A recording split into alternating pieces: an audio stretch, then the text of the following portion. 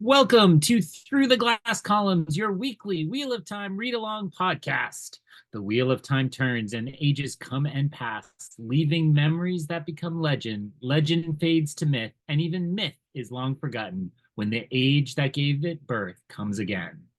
That is your host, Greg, who somehow still knows very little about the Wheel of Time, even though he usually pretends otherwise. And that is Tylor, our resident expert, who makes sure you know how much he knows about the Wheel of Time. It's a lot. Join us each week as we continue our journey through Robert Jordan's great fantasy epic, exploring the books, the television show, ill advised discussions of visual media on a non visual podcast, and so much more. Although, actually, not. It's just that. Yes, all that and actually nothing else as we travel on. And I know what this means now. Through the glass columns. Yeah, he really doesn't know all that much. No, you don't know that much.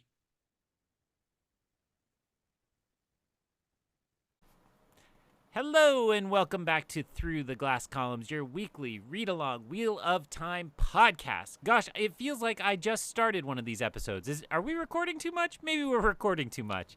Anyways, we're glad you're here, and we're glad that we're continuing our journey through Lord of Chaos, Book 6 in the Wheel of Time series.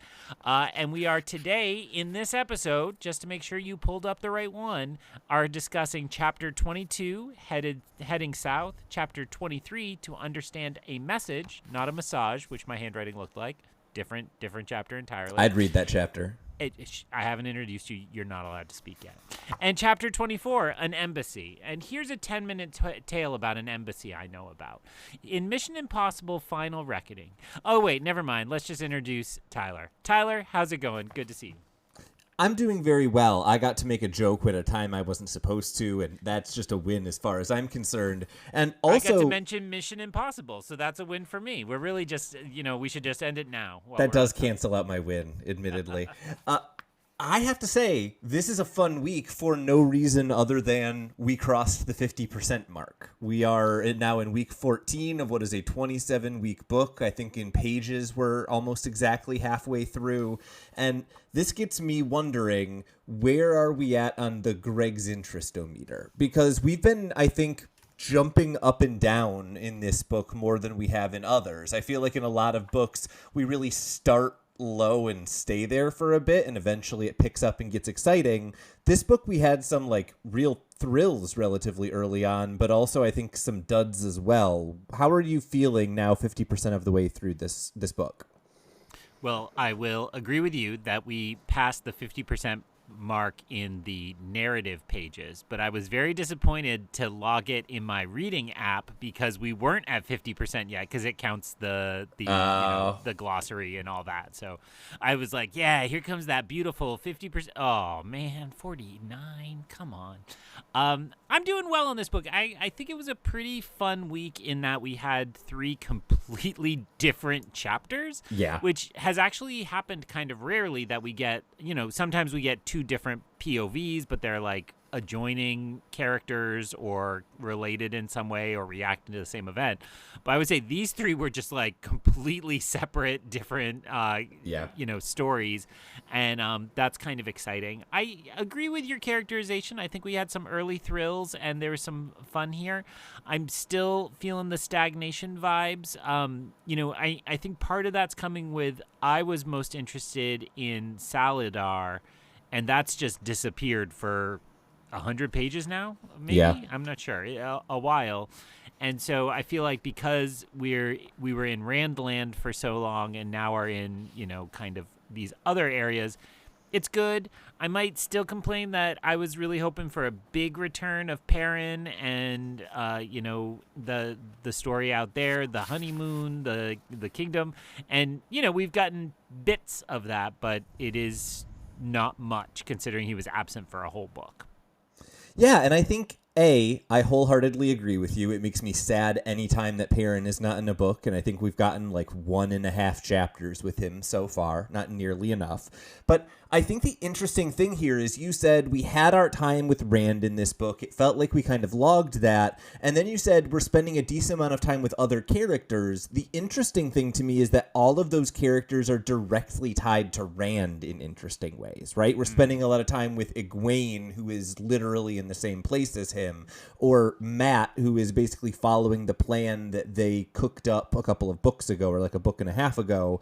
And so I'm kind of curious. This is a book that both feels like it is spending less time with the core character of Rand, but almost spending more time in Rand's orbit. And so that's, I think, kind of the tension that I'm feeling halfway through this book. Is this a Rand book or not? It's kind of a weird answer. Well, to hit the other bingo card entry from last week, the vibe is ripples, right? And the ripples are that's what we're feeling this week. You're exactly right that all three of these characters are in that orbit and being affected by those choices and so on. I have just a production question. So what comes to mind is Harry Potter, scandal noted J.K. Rowling's a monster. I don't say it enough. She's a monster. We don't appreciate her. But to talk about those books for a minute, famously, book 4 and 5 get out of control long. Yeah. And before she became a monster, or before she revealed her monstrosity, she talked about how, as a creator, she can look at books 4 and 5 and say, like, I really needed an editor. I needed to, like, have somebody trim those down a bit. And I can't help but notice that we're in the middle of a chonky boy in book 6. Yeah. And this question inspired by my 3-book Wheel of Time box set that is sitting next to me here. I notice A Crown of Swords is also a chonky boy, but then we get a couple notably skinnier books with the 2 after that. Is there any kind of knowledge about that? Are these just, is this a time he needed an editor? Is there a rhyme or reason to the length of the books? Any insights you know? Yeah, that's a good question. So one, the unique thing about Robert Jordan is not only did he always have the same editor, his editor was always available. His wife, Harriet, was his longtime editor, and so they worked on these books largely in tandem. There was kind of no time in which he didn't have that on hand. That being said, the Wheel of Time very much has a very thick middle and a long end. Brandon Sanderson is also known for writing long books, and he does so in this series. But the first couple books of the series are actually relatively short, and the middle, or I guess the in between the middle and the end, books 8 through 11 are all also relatively short compared to the rest. And so I've always assumed that some of this was a result of him originally having the trilogy plan, and then it kind of slowly unfurled. It feels like books 4, 5, 6 are probably where we were doing the meat of what would have been like the second book, maybe building into the third in an original trilogy. And so I think that was just so dense that he tried to get as much of it in there as possible. There are also some kind of oddities in the books that you are describing, 8, 9, 10, where some of the plots in those books are spread out across multiple books rather than having a clean climax at the end. And so there's a little bit of that there. But I think the biggest answer, honestly, more than anything else, is I want to say book 7 was the first book that took more than like a year and a half to get to the publisher. And so I think there may be something there in terms of writing under more time pressure. Robert Jordan was more willing to say, I've hit the length of a reasonable book, even if it's not a perfect climax for every character. Let's end it for the few of them that will get great endings, and we'll keep telling the story of the rest later. And so I think it was almost a publication timeline thing as much as anything else. That is as good as I can do without spoiling the structure of many of those books, but I hope that is helpful. I will just note that I was technically talking about 7, 8, 9, not 8, 9, 10, although I think your point, obviously, I assume it applies more to those 3 books. But just so we don't get an angry email that I never read, there was a difference in what you are correct. Yes, absolutely. Very exciting, and that is also my plug. Again, I ordered my 3-book set from bookshop.org. They got it to me super fast. I want to keep plugging this, especially because we don't like Amazon right now in particular. Yeah. Because whenever we happen to be recording this, we have just received word that the television show will not continue after season 3, which is a bummer, and we will still cover season 3, and we will still continue on with the books, of course, but a bit of a downer. I think, Tyler, when I saw you in person, you pointed out this is just the deal with streaming now. You get 3 seasons, and if you're not a runaway mega hit, that's it. Yeah, that's the game these days. You are welcome to veto this transition if you would like to, but I am in deep denial about the television show, so Chapter 22, Heading South. Matt's juggling makes him think of Tom, and he pities Tom because he has to spend his time with Nynaeve and Elaine trying to keep them in line. The Band of the Red Hand is apparently halfway to Tyr, despite intentionally moving relatively slowly, but it seems that the band can't resist trying to keep up with the Aiel as they pass, and they are going faster every day to try to break their own records. Matt denies wondering what is being talked about, or among the Aes Sedai that are apparently across the river, and he also denies ever thinking about what it would be like to be a warder, and he basically concludes that he wants nothing to do with Aes Sedai at all. Talmanes asks about one of Siwan's rumors, particularly the one with Loghain being supported by the Reds, but Matt doubts it. At this point, they discuss the Dragonsworn that apparently destroyed a village in Murandy, and they discuss how dangerous it is getting more or less everywhere. Matt has apparently tracked down the best sneaks and thieves in the Band of the Red Hand and recruited them as scouts, and then asked them who they thought were the best sneaks and thieves, and eventually came up with a group of nearly 50 individuals who are excellent scouts, and the best of them is Chell Vannin. He apparently is ideal for not being noticed and finding everything, and he arrives at the group and then brings Matt alone to a tinker caravan that has been killed by someone or something. They debate who it could be and whether or not it makes sense for it to have potentially been just a roving band of marauders, when Vannin brings Matt to an individual cart where a person has been killed and in blood has written "Tell the Dragon Reborn." Matt wonders what this could be and then tells Vannin to burn the wagon and tell no one the message, that he is the only one who knows it. Vannin apparently hates the Aiel and has a direct amount of prejudice against them, blaming them specifically for what is happening here, but Matt stops the Band of the Red Hand for the day and apparently can't shake the memory of the Tinkers that were killed. That night, Matt smokes his pipe and reads the inscription on his spear. He struggles to sleep, and then he hears something. He struggles to sleep and decides to sleep outside of his tent rather than in it, and then he hears something, and when he looks up, there are Aiel surrounding his empty tent. Talmanes approaches, and Matt is kind of upset that Talmanes is going to both draw the attention of the Aiel and stop him from pulling off any special plans, and when it becomes apparent that the Aiel are going to attack quickly, he calls the alarm and brings in the rest of the band as quickly as possible, and then barely manages to hold off a number of attacking Aiel, and thinks to himself that he probably should have died. The band eventually joins the battle, and while it is nothing no, not even close to bloodless. I think something like 30 people die in the battle. It does eventually go on the side of the Band of the Red Hand. At this point, Darred suggests that they should seek the Aes Sedai across the river for healing, given the number of individuals who have been harmed, and Matt agrees. He also insists that the band set up defensive positions every night to prevent the Aiel from getting in, and thinks that it will also slow them down and allow them to not get to Tyr quite as quickly. And when all of the commanders seem upset about this, Matt insists that the band will be happy for the additional safety, since everyone will hear that Aiel broke in without any guards noticing. Matt then wonders what the noise was that alerted him to the Aiel in the camp, because he knows Aiel are not stupid enough to make that kind of noise, and he finds a broken stick that indicates the Aiel arrived via gateway, and Matt is both shocked and upset at the idea that one of the Forsaken is likely after him. At this point, he looks over and is surprised to see Ulver, the young boy from a few chapters ago, who apparently ran away from the adoptive mother that one of Matt's commanders found for him so he could work with the stablemen in the band. Nerim, one of Talmanes' advisors, arrives to give Matt his stitches, and he uses Ulver to fetch some water. At this point, to distract himself, Matt begins talking to Ulver and asks after the treasure that he carries around with him. Matt eventually offers Ulver gold to carry his messages, offering Ulver his own horse, which is all he needs to agree to the idea. The only condition that Matt puts on it is that Matt is not to be called a lord by Ulver. Matt then worries about the fact that the Forsaken are after him, but he is glad to be working to eliminate one of them, and thinks eventually he plans to eliminate them all. So I guess I don't really need to say much more than Matt chapter. That was fun. What was your take on Heading South?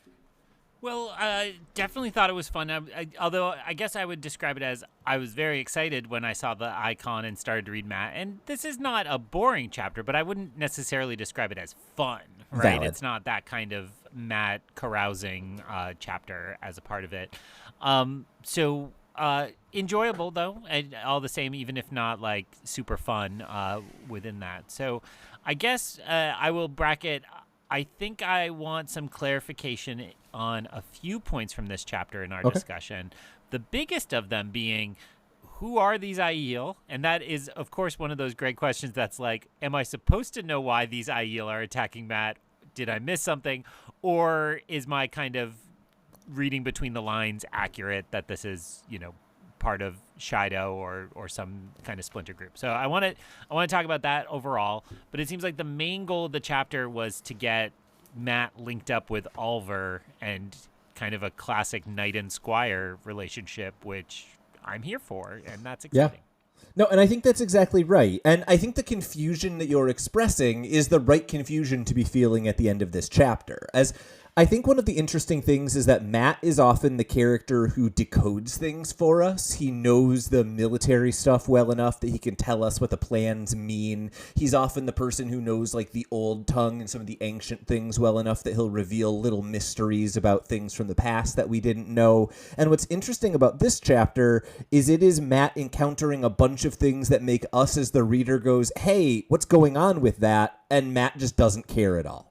Right? Like there are Aes Sedai across the river and everyone is talking about them except Matt, who doesn't want to even go close to them.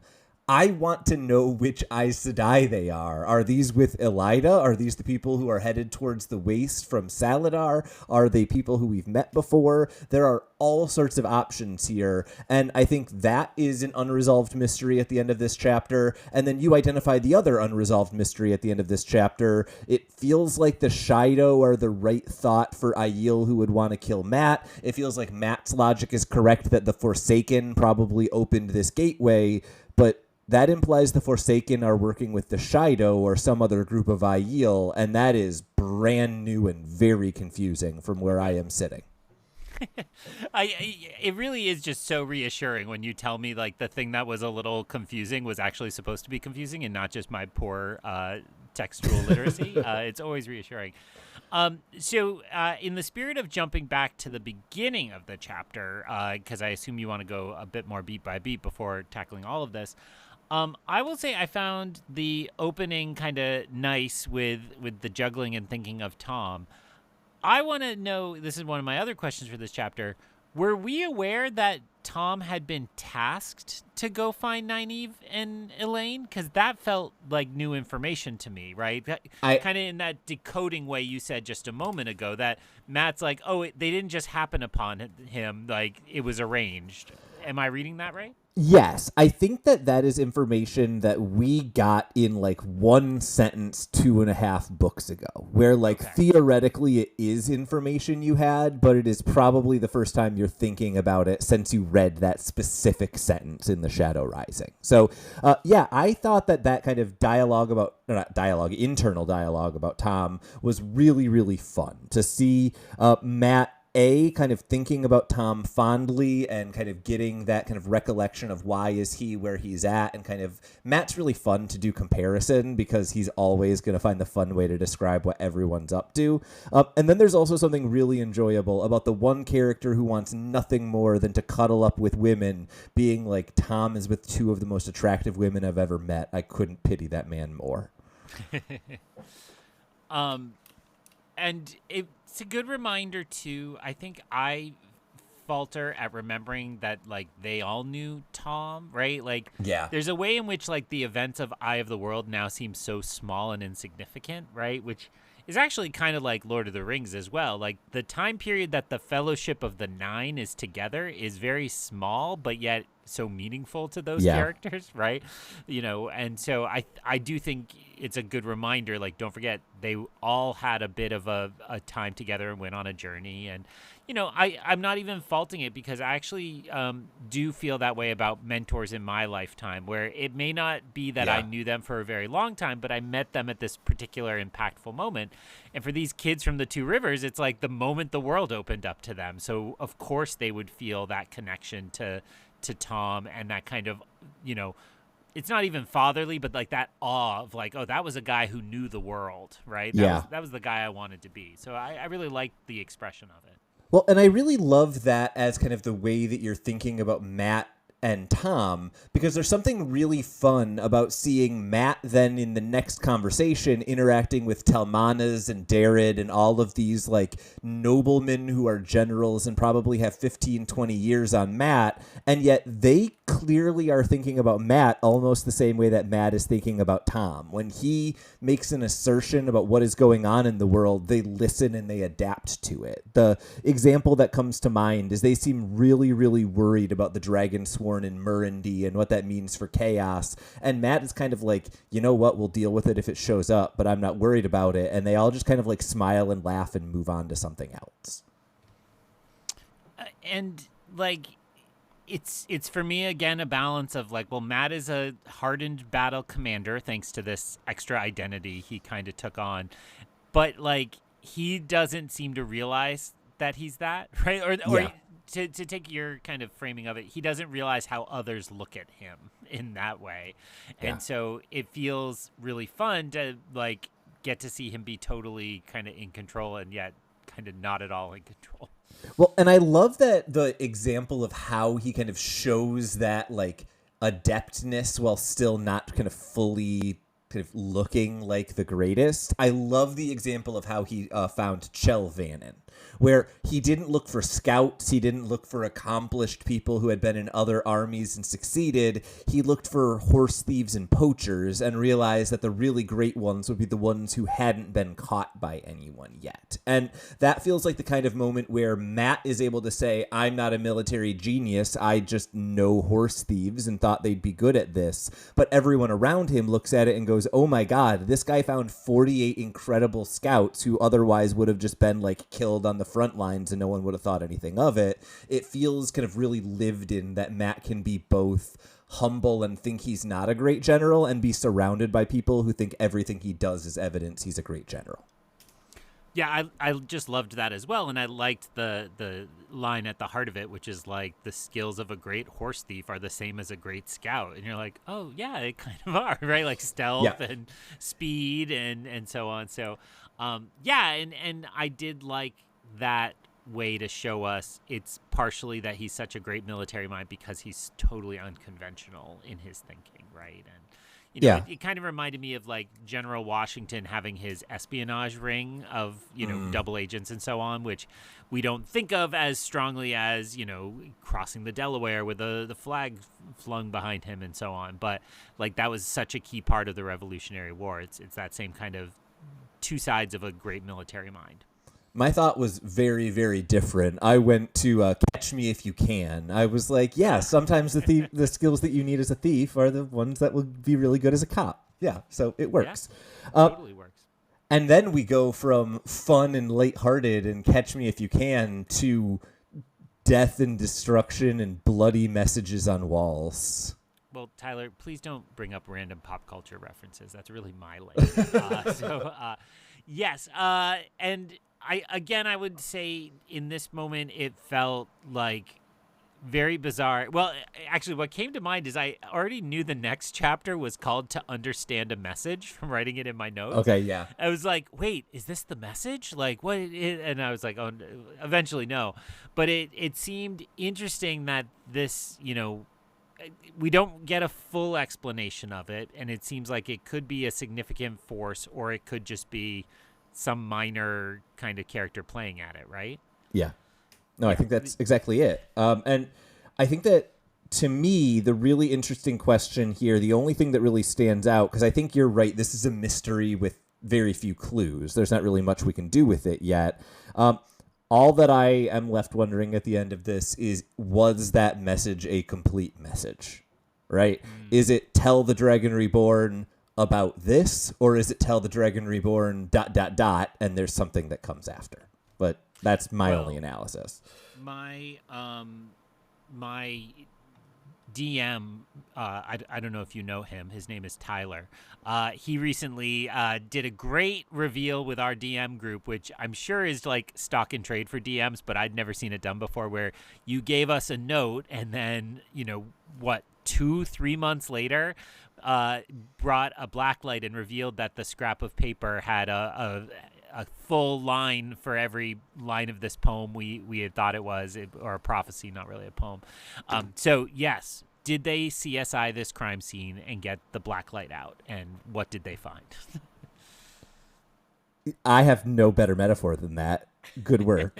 CSI on the air for 20 years for a good reason.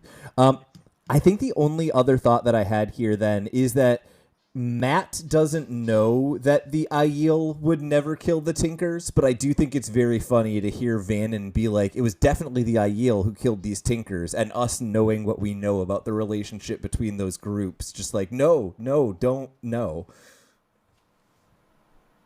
Yeah, well, and again, so Matt has an extreme great body of knowledge, but it's very specific, seemingly, to like Manetheren, right? And over in that part of the continent, so he doesn't necessarily know about Aiel and Tinkerers and so on. So the limitations of his power are also made clear in that kind of moment.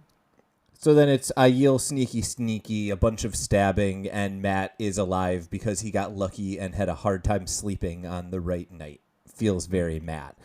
I'm willing to just jump to the end of that fight, in which, as you say, I think the two big takeaways here are what is going on with some sort of alliance between Aiel and the Forsaken, and hey, Ulver's back. That's fun.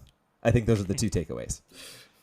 Well, and are we supposed to, I thought Ulver's entry was kind of coded to be a little suspicious. Is that just misreading, or like, I think by the end of the encounter, I was like, oh, he's just great. He's going to be his little, squire. But at first I was like, wait, there's just a random kid here at the moment the camp was just infiltrated. It felt a little questionable. Yeah, I think there is a very reasonable question to be asked of, is Ulver here because coincidence and Tavirin, or is Ulver here because someone put him here for reasons, and possibly the same person who put the Aiel here? I can't say anything more about that. So far as to say that Ulver is a Forsaken, because that also half crossed my mind, because I know we're playing a little bit of the game of there are Forsaken around. What did you say? I said also an option. Also an option. Yeah, so that kind of crossed my mind. I know we have been told there are some in Saladar, but we would assume somewhere watching that as well. So I don't know. It definitely crossed my mind, but I will say I did not end there. It felt more like, wouldn't it be funny to give... I mean, this is such a trope in movies, right? Like, give the guy who's cantankerous and never wants to have kids a kid. It's like about a boy, something like that. Yeah. Every Star Wars story for the past 10 years. Yeah. That's honestly what I've got for this chapter. I thought that it was really fun. I thought there were a bunch of examples of me going like, oh, that feels so Matt, and that's kind of all I need for me to call a chapter fun. But at the end of it, I don't know how much we've moved forward unless you are really curious about this Ulver kid. Any last thoughts on the chapter before we dive into the next one? I'll just note my favorite of the three for tonight. Yeah. Not that it's a competition, but I had the most interest in this plot line. Egwene would like a word with you, but let's go to chapter 23 to understand a message. Graendal enters Samael's chambers, admiring all of the artifacts from the Age of Legends that he has acquired. He apparently found a stasis box that was made by a dark friend in the Age of Legends, given that there are a number of human possessions in there, some of which would be very illegal if it were not, if they were someone who followed the laws of the age. Samael's he comments how dangerous stasis boxes are because they could contain a number of dangerous creatures, including a worm, which we learned was one of Agenor's creations, those creatures that we saw in the first book out in the waste. Samael then claims that the method of his messenger's death indicates that there was a truce brokered between himself and Rand, and Graendal seems shocked by this, but Samael insists that the army in Tyr will never strike at him, and it is only a matter of time before it moves away. Graendal's spies say that Rand holds the death of many of the Maidens of the Spear against Samael, but he doesn't seem to understand that concept, as he thinks that the Aiel are not important, and so Rand would dismiss them. After a few tense moments where they debate how likely it is that Samael actually has a truce, Samael says that his truce is key to keeping with the Dark One's plans because they allow him to continue to expand his power without violating the order that the Dark One has given. Samael implies that he will be the Nameless, and Graendal considers leaving her current schemes behind because of any harm that he could do to her, before eventually she tells Samael what she knows about the location of the other Forsaken, and he makes her pledge to find out where the others are. We then switch briefly to Samael's perspective, who reveals that he was playing Graendal and wants to kill Rand. So I've got like 2 things to say about this chapter because it was like 6 pages long. What do you think about mini Forsaken chapter? So I would say well, my first note is lots of lies from Sammy, which means I got bored trying to spell out Samael and just wrote Sammy. Valid. And so I think your summary just confirmed this. So the main thing I wanted confirmed is that I was reading this all as he's like lying through his teeth to try to make himself sound better positioned than he actually is. Yeah, I think that's right.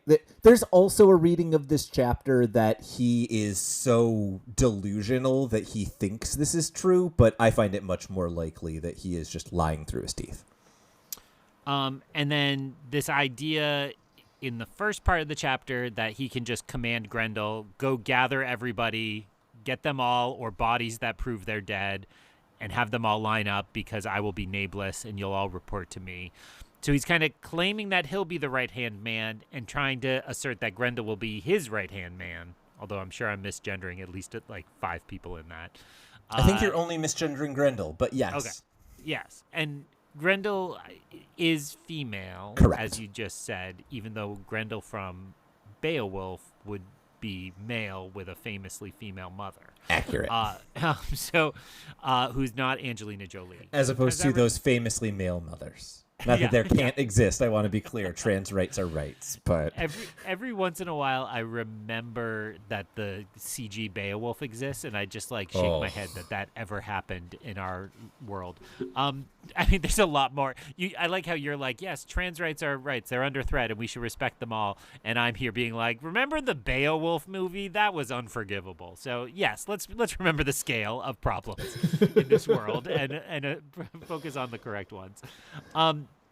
So, and then in the last part of the chapter, Graendal's like, yeah, that guy's an idiot. I was playing him. I got the information I need. I'm going to position myself, presumably to be Nameless. Yeah, I mean, I think that the interesting part of this chapter is trying to figure out how much is Graendal not believing Samael and kind of going along with his plans as a almost like an olive branch, like, sure, I guess I'll do this for you on the off chance. It's almost like insurance, right? On the off chance that you actually will be Nameless, it's worth it to be in your good graces. But my read is to kind of wonder how much is Graendal playing Samael as much as Samael is playing Graendal, right? She seems like she's going along with everything he wants here, but at the same time, the only information she gives him is Mizana is in the White Tower, and we all knew that. Yes, I definitely. Totally. I said it that way specifically for you. And so then I will just say I leave yet another Forsaken chapter being like, yep, they're all scheming. Like, that's not a criticism. It's not poorly drawn, but it's like every time we're there, it's just like it's courtly drama, right? And they all, yeah. I like how you just explained that. They have a plan and a backup plan and a backup for the backup plan so that they're always protected. And that's, you know, Littlefinger comes to mind from Game of Thrones. Taking back my mantle for pop culture references. And, you know, it feels like that's a good component to have here that's been bubbling in all the courts that Rand is now impacting. I don't know what the word imbroglioed in. Is that sure? I don't know. I'll go with that. I don't know what I was going for. And but to see it here with like seemingly some of the most powerful people. Then the only other thing I have is stasis block. Stasis box sounds neat. Like, Yeah. again, what is this technology? It's funny that we just had the chapter last week's episode about like, hey, we found steampunk world, and this is like, well, we have space age stuff Yeah. around. Well, and I just want to note, in that discussion about the stasis box, we learned a piece of information about one of the Forsaken that thus far has gotten about like 8 seconds of screen time, right? In book 1, Agenor and Balthamel showed up and immediately died. And then at the beginning of this book, we learned, hey, maybe one or both of them is coming back. One of them, Agenor, we had previously learned created things like Trollocs and Murdrail.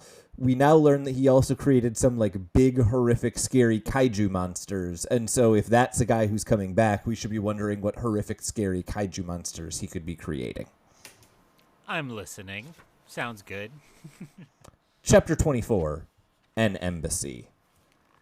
Egwene walks through the crowds in Aiel clothing, and she laughs, realizing that she has missed the city. She observes the diverse crowd and thinks how she had to push the wise ones to be even allowed to walk around the city, but eventually won with the argument that walking in the city is just as good of exercise as walking in the country. Apparently, there are a number of hunters for the horn in the city, and one of them notices her, but is eventually deterred when Egwene gives her best wise one stare. She is pleased that she will be allowed back into Teleron Riod soon, not in time for the next meeting with the Aes Sedai, but in time for the one after. Egwene doesn't seem to understand why none of the Aiel seem upset about Manjin's hanging, and as she walks through the city, she hears a number of rumors about the split in the tower, but Egwene seems worried about the rumors, in particular, that they mention a war between the factions of the tower, something that she thinks is potentially dangerous. She also hears some other unlikely rumors and eventually realizes that it is likely that there are Aes Sedai spies in the city, and she begins to get briefly paranoid about anyone seeing her and reporting her, and then eventually realizes anyone who sees her would likely assume that she is an Aiel. In fact, she is so Aiel that when she sees a couple people get into a scuffle, she yells at them like a wise one until they stop. At this point, she sees a group of Aes Sedai entering the city, including at least one red, and she realizes that this must be the embassy from Tarvalon. She runs out of the city quickly to the Wise One's tent and notes that Berelain is there, and she is catty is the only word that I can use to describe the interaction between Egwene and Berelain. Berelain departs immediately after receiving news that the Aes Sedai are in the city, but before she does, there is an exchange where Egwene tries to give her advice and Berelain pushes back against it, but when she says something that implies that she may be attracted to Rand, let's say, immediately the wise ones give some harsh words and she apologizes immediately. Once Berelain leaves, Egwene tells the wise ones that these Aes Sedai mean to control Rand, but likely not to directly harm him. Egwene seems concerned that she will be taken to the tower if she is noticed, and the wise ones say that she must train with them for much longer, and so she needs to stay in the tents for the time that the Aes Sedai are here. The wise ones then begin to fret over her health and make her eat and do a bunch of jumping jacks and things to prove that she is healthy, and she observes that there is a significant tension between Giato and the way that the Aiel think about honor and Rand's orders to the wise ones, particularly for how he wants them to interact with the non-Aiel. Eventually, she passes her tests and then goes to sleep, dreaming of Gawain. The end of that chapter was weird. It was like 6 hours in 2 paragraphs. But otherwise, I actually really loved this chapter. I thought it was fun to get a very different perspective on the politics that we've seen from Rand's perspective quite a bit. What was your take on An Embassy? It was fine. It didn't wow me. It felt to me like if I had to offer a reason why, it would be that like, oh, we're finally back with Egwene, who's been going on like crazy trips and learning a lot. And it's like she's just walking around the city. Just walking. She's just hanging out. And I liked a little bit of the idea she's gone native, in that she's, so Aiel coded now that she is misinterpreted as just an Aiel on the street.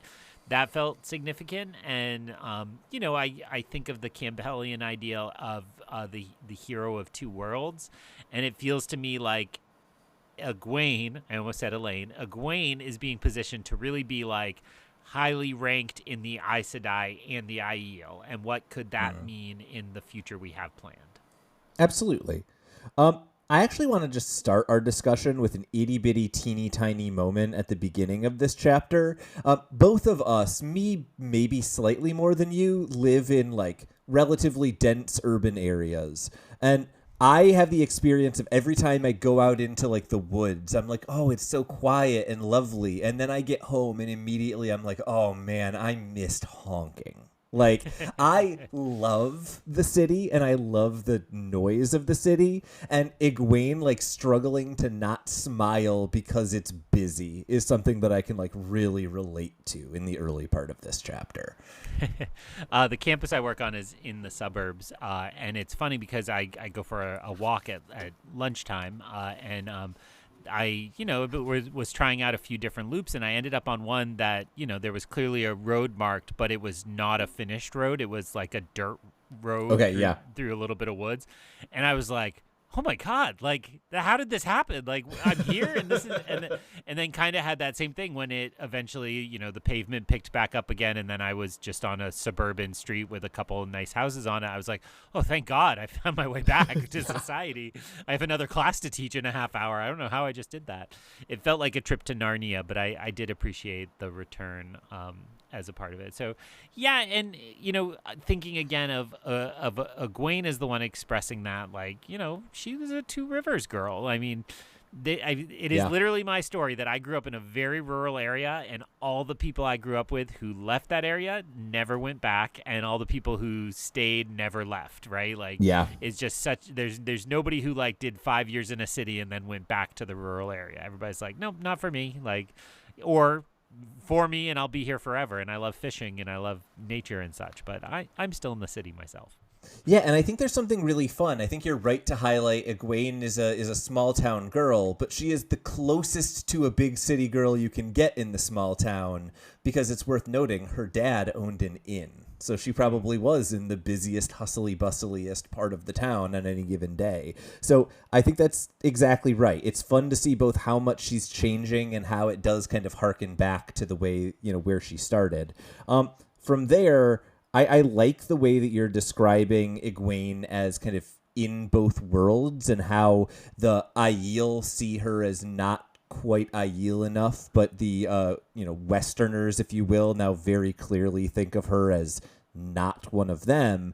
And we get a bunch of examples of this kind of stacked on top of each other, with the Hunters of the Horn and her worrying about being spotted and all of these things. But it all boils down to who is Egwene is a really messy question right now. And I think that that's kind of a fun place for a character to be in the middle of this book. I'm curious how you see that playing out. You were describing like a foot in both worlds. Do you think that is literal? Do you see her staying with the Aiel but still having links to the Aes Sedai, or vice versa? Does she somehow daywalk and do both? What are you kind of thinking for how this uncertainty gets resolved? I think a long time ago there was a prophecy, or maybe it was just one of the dreams of a future that could be, that she was the Amyrlin seat, right? Yeah, that was in her test, I believe. Yeah, and in my head, I've just earmarked that as where she ends up. So to answer your question, I see her like getting installed as Amyrlin's seat and like introducing the Aiel as an Aja or some such, like kind of merging the institutions or the cultures in that way. So that's more the type of outcome I see for her, even though I'm like purely speculating. Like in my mind, it feels very certain that she's destined for the throne, but I don't think that should be true. It's just where my mind landed her. No, totally fair. I think that the only other moment that really stood out to me in the early section of this chapter is Egwene hearing all of the rumors and doing the thing we get all the time of a character kind of filtering through them and saying, I know that one, I don't know that one seems unlikely. But it was really funny to see a character go through that process and then immediately go, well, this is really slow. I'm used to getting my news immediately via dream message. And the idea of seeing someone look at like the way that they were doing business 6 months ago and just go, that's so sad. Like that feels both real and kind of fun at the same time. Yeah, it's the beauty of the game telephone, right? Is to be that person who started the message and see the ridiculousness that ends up at it, but know the whole time and be able to kind Yeah. of reconstruct it. So, yeah, and again, it does mark, as you just described it, marks her as different in another way, right? Like she Yeah. has these powers at her command, and they may not be functioning at the moment, but to me it feels temporary, and she'll continue to return to those types of communication. And I think we're going to get more of those types of things as, for example, gateways have become so common all of Yeah. a sudden. It feels like we're only going to get more of those. It was also really fun. Just before that, I think Egwene thinks about how Rand is jumping around, and she's like, "I realize that he has rediscovered traveling, but I don't know what that looks like, and I wish that I could learn more, and I want to see it." And seeing her kind of puzzle that out, I thought was really enjoyable. We then get to Berelane's part in this chapter, which is an interesting example of Robert Jordan kind of telling you half the story and really relying on you remembering the other half of the story from 2 books ago. So I want to take just a quick moment to do a reminder of where all of this Berelane, Egwene, Wise One animosity interaction started. Right? So Berelane was in the Stone of Tyr at the beginning of the 4th book, and she got naked in front of Rand to try to win him over to her side, and he rejected her at the beginning of that book. Egwene observed that happening. And so the animosity between Egwene and Berelane largely stems from Egwene still resenting Berelane for trying to use her sexuality in that way with Rand, when at the time Egwene was trying to basically set him up with Elaine.